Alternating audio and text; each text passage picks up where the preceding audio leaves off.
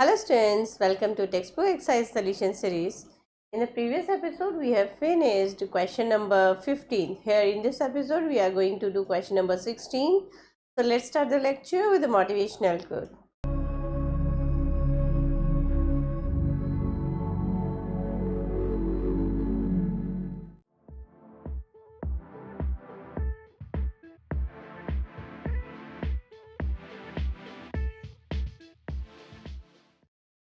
आइए स्टार्ट करते हैं क्वेश्चन नंबर 16. क्वेश्चन नंबर 16 में हमें दिया है एक ट्रायंगल है PQR और जो कि इक्विलेटरल ट्रायंगल है, मीन्स इसके ईच एंगल जो है वो 60 डिग्री हैं और इसकी तीनों साइड्स मतलब PQ, QR और PS जो है वो इक्वल है.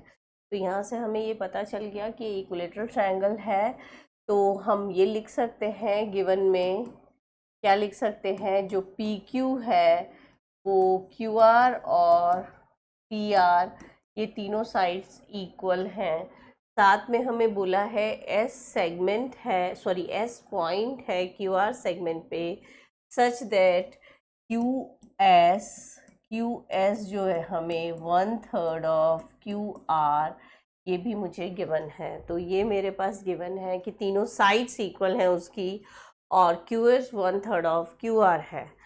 अब हमें प्रूफ क्या करना है, इसमें हम लिख सकते हैं to prove 9PS square is equals to 7PQ square.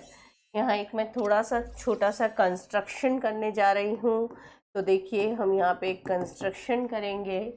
इस फिगर में हम ड्रॉ कर रहे हैं, यहाँ से मैं एक परपेंडिकुलर ड्रॉ कर रही हूँ T जो कि QR को 2 इक्वल हाफ्स में डिवाइड कर रहा है. ठीक है, तो हम क्या करेंगे, यहाँ पे लिख सकते हैं हम draw PT perpendicular on QR. ठीक है, सच दैट हमारा जो QT होगा वो किसके इक्वल होगा, TR के इक्वल होगा. तो मैंने PT परपेंडिकुलर ड्रॉ किया है इस पे QR पे, सच दैट QT और देख सकते हैं QT और TR जो है इक्वल है. अब देखिए यहाँ पर हम प्रूफ करना स्टार्ट कर रहे हैं. हमें प्रूफ जो है 7PS square is equals to 9PS square equals to 7PQ square proof करना है. तो देखिए यहाँ पर हम कुछ चीज़ों का ध्यान रखेंगे. सबसे पहले हमें देख सकते हैं कि हमारे पास ये राइट एंगल है. ठीक है, ये हमारे पास 90 डिग्री है. तो हमारे पास दो राइट एंगल्स जो है, इनफैक्ट 3 राइट एंगल्स बन रहे हैं, बट उधर उस साइड राइट एंगल की ज़रूरत नहीं है. एक PST राइट एंगल बन रहा है और राइट एंगल ट्रायंगल बन रहा है और PQT. तो सबसे पहले मैं क्या लेती हूँ इसमें, बोल देखिए, इन ट्रायंगल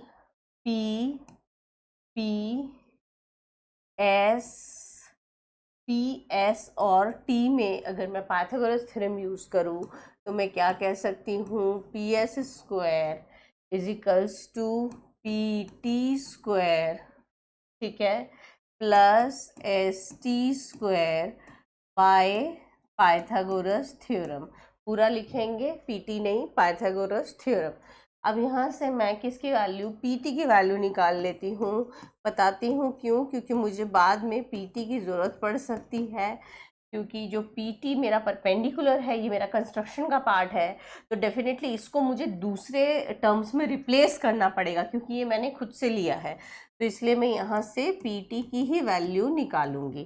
ठीक है, तो ये मैंने यहाँ पर PT की वैल्यू निकाल ली और इसको मैंने इक्वेशन 1 कंसिडर कर लिया. अब देखिए यहाँ पर जो मुझे वैल्यू दी हुई है सबको मैं QR के टर्म्स में कर लूँगी.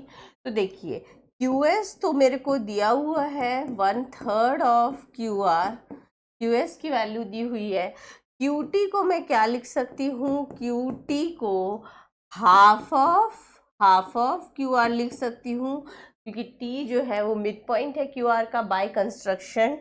ठीक है, और ST को मैं देखिए क्या लिख सकती हूँ, ST जो है मेरा ये लेंथ है, राइट. तो ये ST को मैं क्या लिख सकती हूँ, ध्यान से देखिए, QT minus Q T minus Q S लिख सकती हूँ क्या ऐसा? देख लीजिए, एस टी को मैं Q T minus Q S लिख सकती हूँ। मैंने ऐसा इसलिए लिखा क्योंकि मुझे क्यू टी की जो वैल्यू है वो भी पता है और क्यू एस की जो वैल्यू है वो भी पता है। तो इस तरह से लिख के मैं एस टी को भी किसके टर्म्स में आसानी से निकाल लूँगी? क्यू आर के टर्म्स में। तो इसको मैं एलसीएम लेकर सॉल्व करूँगी। एलसीएम मेरा 6 आएगा, 3 माइनस 2, तो ये मेरे पास 1/6 माइनस करूँगी तो मेरा 1/6 क्यू आर आएगा। 1/2 माइनस 1/3 को हम एलसीएम लेके सॉल्व करेंगे, माइनस करेंगे तो हमारा 1/6। ठीक है, तो यहाँ मेरे पास किस किस की वैल्यू निकल गई देखिए ध्यान से।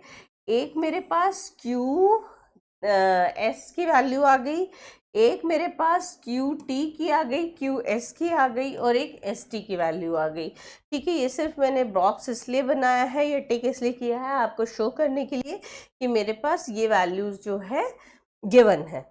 अब बस, अब इसके बाद अब मैं क्या करूँगी, जो मेरे पास दूसरा राइट एंगल ट्रायंगल बचता है, triangle in triangle P Q T, मैं पाइथागोरस थ्योरम अप्लाई करूँगी। तो P Q square is equals to P T square plus Q T square, ऐसे लिख सकती हूँ बाय पाइथागोरस थ्योरम। रीजन पूरा अच्छे से दे देंगे। पी क्यू को पी क्यू ही रहने दे सकते हैं हम। पी टी को मैं क्या लिख सकती हूँ, देखिए ध्यान से, पी टी को मैं यहाँ से रिप्लेस करूँगी इक्वेशन 1 से।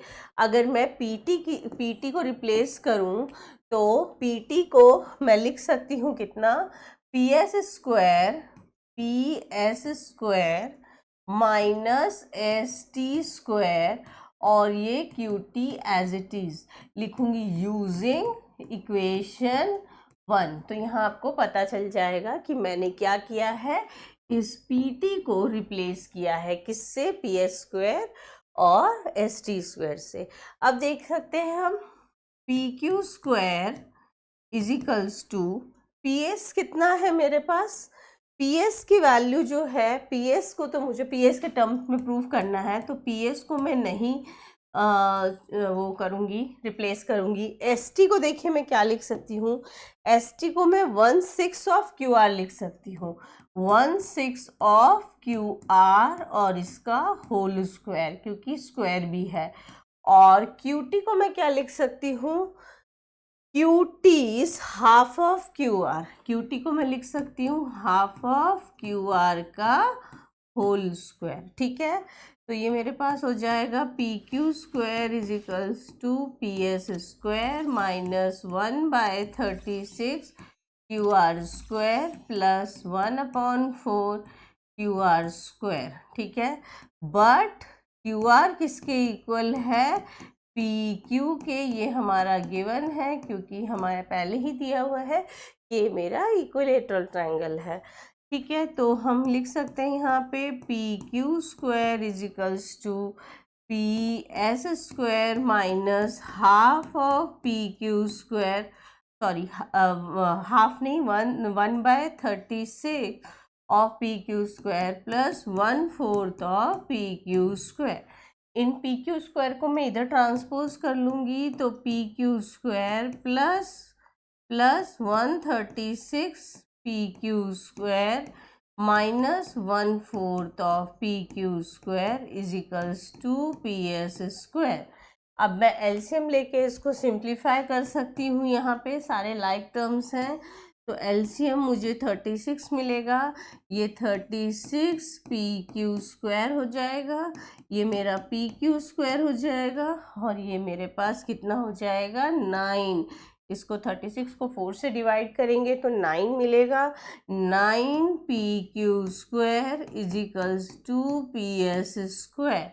राइट, अब देखिए इसको आगे हम फर्दर सॉल्व करेंगे तो हम क्या बोल सकते हैं, 36 और 1 कितना हो गया मेरे पास, 37 माइनस 9, ये मेरे पास हो जाएगा 28 P Q square divide by 36 is equals to P S square. ठीक है, इसको अगर मैं कैंसिल करूँगी तो ये हो जाएगा मेरा 7pq² by 9 is equals to P S square. अब हम लास्ट में क्या लिख सकते हैं, क्रॉस मल्टीप्लाई करेंगे, 7pq² इजिकल्स टू 9ps²। देख सकते हैं, यही मुझे प्रूफ करना था, 7pq² इजिकल्स टू 9ps²। तो इस तरह से मैंने इसमें एस टी और क्यूएस का वैल्यू क्यूआर के टर्म्स में कैलकुलेट किया और उसके बाद सिंपल मैंने पी क्यू टी में पाइथागोरस थ्योरम यूज़ किया, तो मेरा पी क्यू और पी एस में रिलेशन आ गया। आज का एपिसोड इसी क्वेश्चन के साथ एंड करते हैं, मिलते हैं नेक्स्ट लेक्चर में। Till then keep practising.